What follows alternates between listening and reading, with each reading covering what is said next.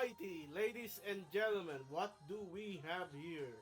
So today we are going to take a somewhat reflection sa ABS-CBN series na Roja. I think Roja means red sa Espanyol, sa Kastila. Correct me if I'm wrong. And yeah, this is a look back at my thoughts, my feedback on La Playa Roja because the series just ended today on the Netflix timeline. Tapos mag-end siya sa Kapamilya timeline sa Martes sa Biyernes. Okay. So this is like an advance review, kaya spoilers ito. Sa mga gustong ayaw malaman ano nangyari sa katapusan ng Roja, di wag nyo na panoorin ng video nito. I-dislike na lang yung video. Engagement pa rin naman yung dislike eh. Okay. Pero kung mag-i-stay kayo, sana po pakilike na lang po yung video. Subscribe na rin kayo sa channel na to. Hit that bell icon for more of your reviews dito sa aking channel, sa Harriet. And yes, we are going to review Roja. So, yung Roja, nag-premiere siya around November 2025. Nakalimutan ko pinalit niya eh. Was it Sins of the Father yung pinalitan niya? I think it was Sins of the Father. Nauna yung What Lies Beneath, and then na-delay kasi yung Roja. Roja dapat yung papalit sa, papalit sa ng What Lies. Ay, hindi! Ay, oh! Saving Grace yung natapos, so sino pumalit What Lies Beneath. Tapos Sins of the Father natapos, pumalit Roja. Yeah. Pero dapat kasi, pag natapos yung Saving Grace, Roja yung papalit kasi na-delay dahil sa bagyo. Alam niyo ba na resort ni Zaldico yung ginamit na setting dito sa La Playa Roja? So, alam niyo na yan. Alam niyo na yung magiging ano. Okay? So, ang unang arc nito is yung island arc. Okay, may mga bisita, tapos hinostage sila ng Emil. So si Emil ay isang dating security guard dito sa La Playa Roja. Siya ay nakulong for murder. Kasama niyang nakulong si Dadoy, played by Bernard Palanca. Si Emil, played by JT, Joel Torre. Yung masarap na inasal. Yung seryoso, pag pumunta ka sa JT Inasal, mapapakain ka dun eh. Like, ang plano mo lang kainin inasal, pero pag nakita mo yung menu, mapapa-order ka ng sisig, mapapa-order ka ng lapas batchoy, at ang sinful na pwede mo mapa-order sa JD Manuan, salted egg, sa kamatis, sa sibuyas. Ay, Diyos me. Okay. So, ayun. May pamilya kasi yung Roja. Isang pamilya sila. Si Magnus, ginagawa ni Raymond Bagatching. So, nag-Viva Max yan dati. Kalimutan ko sa ano ata siya yung yung bride, escort wife. Yeah, siya yung sa The Escort Wife, kasama si Janelle T. Batikang aktor rin to si Bagatching. As kasama niya si Lorna Tolentino. So, ito yung project ni Lorna after ng Batang Quiapo kasi na-ulat yung character niya doon si Amanda. Tapos dito siya nilipat sa Roja. And, yung bida dito si Liam na ginagampanan ni Donnie Pangilinan. Tapos may isang pamilya dito, si Wendy na ginagampanan ni Gretchen Barreto. Janice de Belen. Greta kasi yung isa kasi. Tapos, yung sa kanyang anak na si Olsen na ginagampanan ni Kyle Echari. So, ang magiging dynamic dito ay si Liam sa si Olsen. Meron para sila sibling rivalry. I don't know, di na paliwanag mabuti, pero nagkaselosan yung dalawa dahil inaagaw ata ni Olsen yung affection ni Magnus palayo kay Liam. I think yun yung punto nung series na to eh. Oo, yun yung punto eh. Doon siya pupunta eh. Doon nagsiselo si Liam eh. So, nagkanda-leche-leche ang Roja noong nagkaroon ng hostage taking na pinangunahan nila Emil. Isa dito yung paborito kong Pempetal nung nasa incognito si Luyanog. Ginampanan niya yung karakter ni Gwen. Yun nga si Bernard Palanca.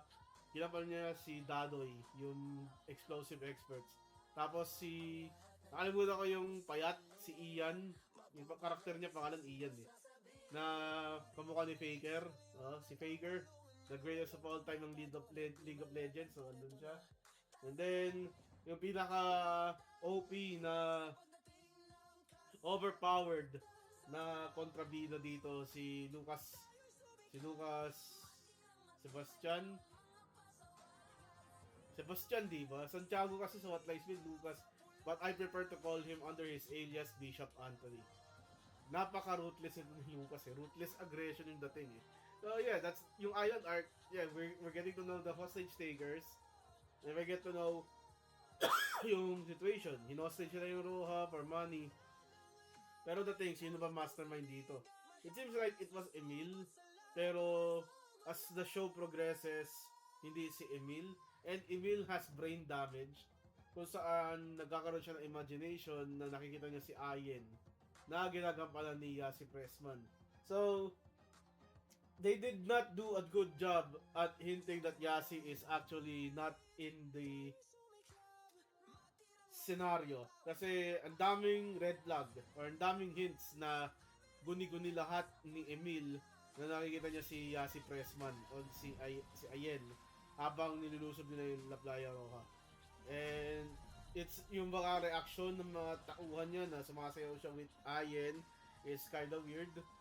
And nagtaka si Magnus nung ni-hostage siya. Nung na-hostage siya si Magnus, nagtaka siya na sino ba yung kausap ni Emil.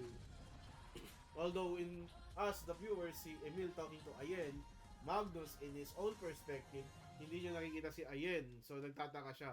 And he has deduced that Emil is actually crazy.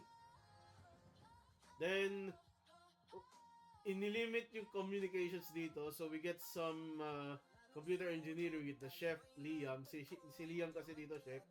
He did some computer engineering daw. And then, for some reason, hacking is easy. Ako nga, 5 taon na akong engineering student, hindi ako marunong mag-hack. Kasi ito si Liam, chef, marunong. Flat armor, yun. So, yun. They find a way to call the cops. Kaso, isa sa mga police na tinawagan nila si Jacinto, si Chris Jericho Jacinto, kasabot pala ni Emil. So, siya yung technically na pinoint out na mastermind dito sa La Playa Roja, yung pulis na to. So, nagkaroon ng power struggle within the cops kung liligtas sila yung hostage. Kasi ginagawa ni Jacinto, nagde-delaying tactics siya. And then, nawala sa kanyang authority, napunta dun sa police sa What Lies Beneath. Dito bida siya, tapos dun kontrabida. Dito rin si EJ Falcon, si Rigor, yung batang Rigor. Diba? So, naglaon, lumusob sila, namatay yung mga police, pero nakatakas na yung mga hostage, nailigtas sila. And Emil, Bishop Anthony, managed to fake their deaths, okay? And kasama si Dadoy. And then, it was implied na si Gwen ay namatay, pero hindi pala. Sinunog siya eh, tapos nabuhay pala siya eh. Nag-drip siya sa dagat eh. Also, they got dito si Lenny, yung anak rin ni Emil na ano. So, may maraming NPCs dito eh, like yung engineer, yung architect, yung kanilang anak na makulit, yung anak ng senador, yung senador na tinatawag ko personally na si Discount Oscar Hidalgo. Oscar Hidalgo, shout out probinsyano. Ayun. Which is one of the next piece na ginawa ni ng Discount Oscar Hidalgo ng senador si Maristela is to free yung kapatid ni Bishop Anthony, si Homer Sebastian or Santiago. Yun. Si Homer naman yung magdadrive ng second arc ng Roja. So, syempre, sugatan yung mga nabiktima ng hostage, napunta sila sa hospital, hindi pa nakukuha nila Emil, so lumusob sila Emil. So, ano man ang nangyari, hostage taking sa isla ng La Playa Roja, sa resort ng La Playa Roja, napunta sa hospital. And this is where I fall out of this show. Tumigil ako manood. Kasi inulit lang nila yung same plot eh. It's the same plot all over again. They did the same exact hostage scene nilagay lang sa different setting, sa ospital. Like, bro. And this is where, this is where I draw the line with the character of Emil. Ang dami niyang pinagdaanan. Nabaril, nabugbog, di ba? And he's a bullet sponge. Like, holy Christ! That man is so tanky. Napaka-tanky niya. Anyway, Hospital Arc, never watched most of it. Pero, ang sentro dito is Liam and Elsa Olsen are supposedly brothers kasi nagkarelasyon yung si Olsen saka si Wendy, yung nanay ni nagkaroon ng relasyon si Magnus saka si Wendy, yung nanay ni Olsen, at yung nagbunga daw doon ay itong si Olsen. Dahil doon nagselos si Greta, si Lorna Tolentino. And then na-reveal na si Greta yung mastermind ng La Playa Roja. So, ang ending ng Hospital Arc is na siwalat yung yung pagiging mastermind ni Greta sa La Playa Roja. Dahil lubog sa utang itong si Greta, ang una niya ginawa, pinakulong si Wendy. Okay? Kasi because things, pinakulong si Wendy para hindi makulong si Greta. Tapos para mabayaran yung utang ni Greta, she formulated this hostage taking sa isla, and then para makuha yung ransom money at ito yung gagamitin pambayad ng utang. Where unfortunately, dapat walang casualties kaso si Emil nag-harbor ng edge laban kay Magnus kasi may relasyon rin si Magnus kay Ayen. Yun. So si Magnus nagka-relasyon kay La Greta, nagka-relasyon kay Wendy, nagka-relasyon kay Ayen. Yun, sabog-sabog. So, syempre, yung sikreto ni La Greta dito, hindi pa medyo bunyag sa gitna ng Hospital Arc ng La Playa Roja. Ang nagiging sanhi tuloy or mastermind or cause of all is si Emil at si Jacinto gaganti kay Magnus kasi si Magnus is a douchebag of a father. I mean, isa sa komento ng sa kanyang anak, andwag mahirap sa pagluluto. Yeah, go talk to Gordon Ramsay on that one, bro. Yan. So, nilusob nila yung rigor ni Areza, ni EJ Falcon yung hospital na iligtas. Isa sa mga ayokong karakter dito ay yung super doctor. Nakalimutan ko yung pangalan niya eh. Pero yung doktor na marunong lumaban. Like, holy.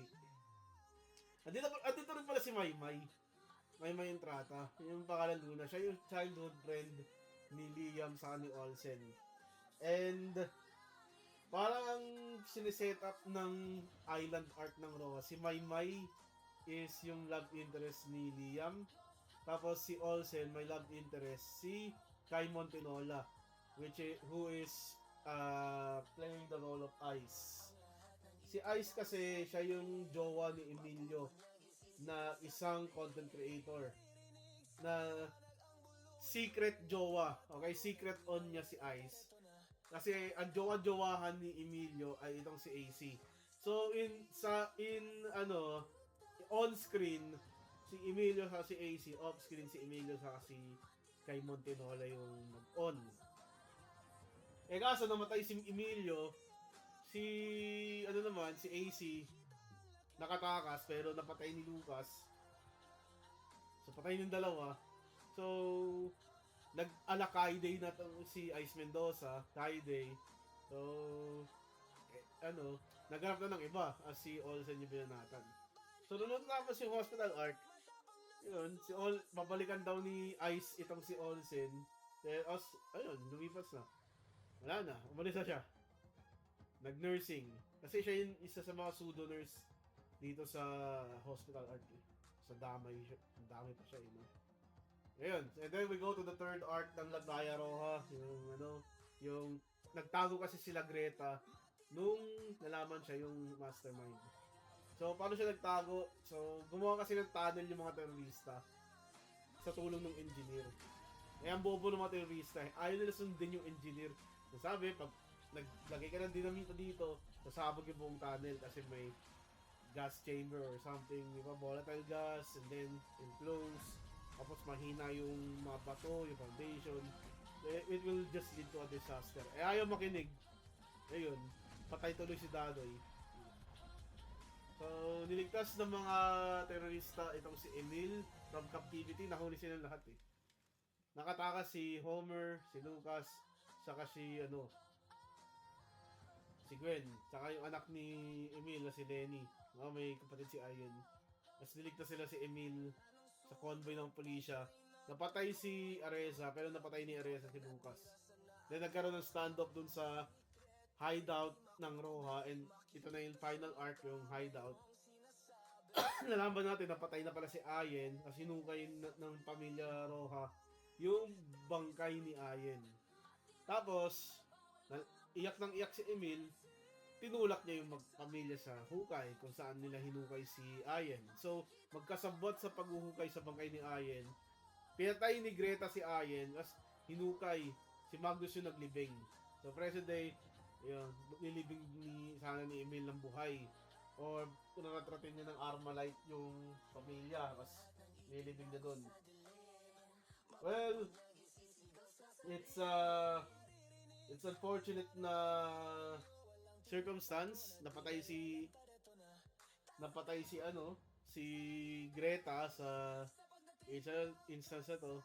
Then nagbarila na si binaril ni Liam, ni Donnie Pangilinan si Emil. Okay? Bullets pan si Emil, buhay pa, nagkabulan sila. Kumuha ng palakol nitong si Liam, pero di niya nilusob si Emil. Si Homer, siya pala yung tunay na tatay ni Olsen, nagbarilan sila ng kanyang anak doon sa hideout ni Greta. Hindi napatay ni Olsen yung kanyang sariling ama. Kasi hindi naman siya katulad ng kanyang ama na walang puso. So, yun yung nangyari. And then, wala. After that, nagtago ng alahas itong si Wendy na hindi alam nila Olsen, and this would lead to the last episode ng Roja. So, namatay si Emil. So, binaril siya ni Liam, buhay. Naghabulan sila. Binaril siya ni Olsen, buhay. Naghabulan ulit sila. Sinagasaan siya nila Maymay, buhay pa rin siya. Like, how much does it take to kill the guy? Oh, by the way, Emil killed Lenny. Accidentally, by the way. Kasi pumunta si Lenny dun sa hideout. Habang nagbabarilan, basta baril ni Emil si Lenny. So, yun. So, nasagasado si Emil habang nagbaril rin siya. Buhay pa rin. Binaril ni Olsen sa kaniliam. As petugtog yung team song ng Roja. Buhay pa rin si Emil. Tapos, nabwisit na tong si Liam. Binalibag na yung palakol. Tumama sa dibdib ni Emil. Ayun, pag yan buhay pa, ayaw ko na lang. So, yun. As naging general manager, binuksan ulit ni Liam yung La Playa Roja as owner, and general manager itong si Olsen from security. Security guard kasi si Olsen, trabaho ni sa Roja. So, yeah, I forgot to say it at the start. Si Magnus ang kinulong dahil being involved sa murder ni Ayen, pero si Greta patay na. So hindi siya makukulong dahil sa pagiging mastermind ng La Playa Roja. And si Wendy, kinonsensya siya ni Olsen sa Liam. Ayun. Na isole yung mga jewelry. Yeah, that's how La Playa Roja ended. It was pretty mid. Like, ask me. Napaka strenuous yung nangyari. If you watch through the whole island arc, it was so frustrating kasi lagi yung mga kontrabida na nanalo sa island arc. And the moment na may reprise, yung mga biktima ng hostage taking sa ospital, bigla na lang nag-hostage ulit yung mga kontrabida. And they repeated the same thing. Diba? Yun. The only good thing here is Emil being a bullet sponge. Yung pa yun, Bullet sponge ang putik. Ang kunat. Ewan ko. Siya yung pinakamakunat na kontrabida. So, si Lucas Sebastian, si Bishop Anthony, siya ba yung OP of most overpowered na kontrabida dito kasi ang galing niya. Napapatay pa niya yung mga police. Okay? As parang kalkulado yung mga galaw niya. I think Lucas is better than his own brother Homer when it comes to skills kasi dating special force itong si Lucas. Umano sa Roha lore. Pero he is the stupidest. He turned his back against his opponent and he got shot by a dying Areza. And yeah, I think that's pretty much what I'm going to say about Roha. It's a pretty mid series. Isa pang reklamo ko dito, lagi pinapakita ni Liam yung kanyang abs, lalo na ng Island Arc. So parang ang daming time na nagpakita ng half-naked na lalaki dito sa Roha. We got Liam, we got Olsen, we even got Homer, we got Lucas half-naked. We got Magnus half-naked, I think. I don't know, I lost count. And then, si Maymay, kailan naging mukhang babae si Maymay. Pero lagi siya nakasando, pawis na pawis. Daming fan service. Ayun. Yeah. Roha, finale, Roha the series. I'm glad it's over. I'm not looking forward to watch The Alibi kasi di ako fan ni Kim Chu. Pero yeah, I think this series is pretty mediocre para sa akin. I'm sorry. I think all of the positive vibes na nakita ko dito is pinakita yung mga staff and how they enjoyed it. Pero I think that's toxic positivity para sa akin. Kasi your series has a lot of flaws tapos hindi nyo man lang kinurse correct. Okay? Hindi nyo man lang kinorek during filming. And that really upsets me. That really upsets recycling the plot for the second arc again. That really yun talaga na fallout ako eh. Yun talaga, sabi ko, parang ayoko na panoorin to kasi umulit lang. Yung feeling ngayon, ayun. Yeah, that's my review for Roha. Let me know in the comment section. We'll see you on Saturday for the review of Batang Quiapo, the finale, huling laban ni Tanggol. Dami natin i-review. We're gonna review BMX with yung Lipad ba yun? Kasi Alia Raimundo. And we're going to review the Batang Quiapo finale. Okay. So yeah, this is me, Harriet, taking up. Peace.